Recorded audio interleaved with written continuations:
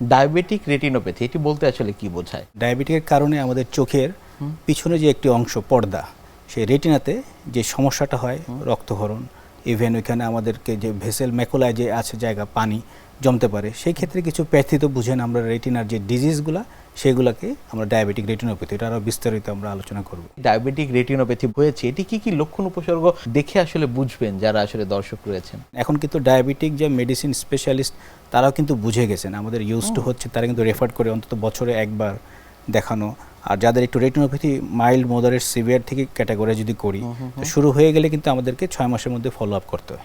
আর এটা বোঝার জন্য পেশেন্টকে যেটা বলতে হবে প্রথমত হলো তার ফলো আপটা যেন সবসময় 6 মাসের মধ্যে একবার আসে, তার ডায়াবেটিক কন্ট্রোলে থাকে। আর সিমটম হিসেবে বা তার যদি দেখি যে তার দেখাটা, দৃষ্টিশক্তি, যেটা আমাদের চোখের খুব মানে চোখ বলতে আমরা যেটা প্রথমে বলি যে আমাদের দৃষ্টিশক্তিটা ভালো থাকা, তো দেখা যায় ডায়াবেটিকের ক্ষেত্রে যখন টাইপ 1 ডায়াবেটিক, ইনসুলিন ডিপেন্ডেন্ট, আস্তে আস্তে যদি তার 4 থেকে 5 বছর হয়ে যায়, তার দৃষ্টিশক্তি যদি দেখা যায় যে কমে যাচ্ছে বা আলোর গ্লেয়ার হচ্ছে, লাল লাল কিছু জিনিস যদি তার চোখের সামনে ভাসছে বা ফ্লটার্স বলি, কোনো মাকড়সার মতো, মাছির দানার মতো, এগুলা যদি খেয়াল করে তখন সাথে সাথে ডক্টরের চক্ষু বিশেষজ্ঞ শরণাপন্ন হতে হয়। তো আমরা তখন কিছু টেস্ট করে তার এগুলা ক্যাটাগরাইজ করে তারপর সেই হিসেবে চিকিৎসা দিই।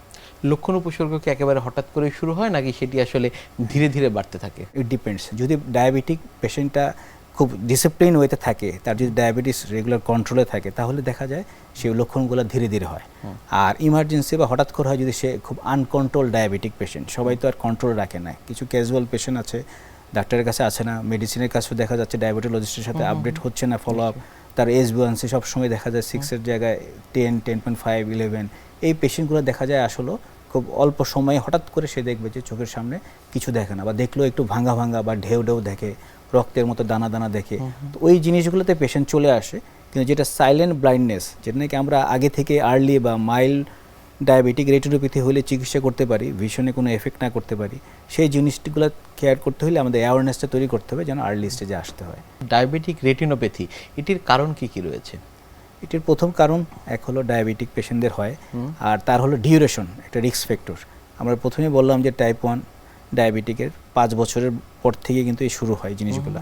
এর জন্য কন্ট্রোল রাখা ছাড়া অ্যানুয়াল একটা স্ক্রিনিং, ডায়াবেটিক অ্যানুয়াল স্ক্রিনিং করা। 2 নম্বর এজিং প্রসেস, পেশেন্টের যদি আস্তে আস্তে বয়সও যদি 45-50 হয়ে যায়, ডায়াবেটিক প্লাস এজ, এটা একটা। আবার ওবেস পেশেন্ট তার, এবং আরও যদি কোমরবিডিস থাকে তার সাথে, ডায়াবেটির সাথে যদি তার হাইপারটেনশন থাকে, সিকেডি বা কিডনি ডিজিজেস ইস্যুস থাকে, এই পেশেন্টগুলো, এবং তার যদি কোলেস্টেরল, লিপিড প্রোফাইল লেভেল সবসময় হাই থাকে, এই জিনিস পেশেন্টগুলোই খুব রিস্ক ফ্যাক্টর আমরা বলি। এবং তার সাথে যদি জেনেটিক্যালি তার ফ্যামিলি হিস্ট্রি থাকে, এবং সেক্ষেত্রে এই জিনিসগুলো তার জন্য রিস্ক ফ্যাক্টর, সমস্যা করতে পারে।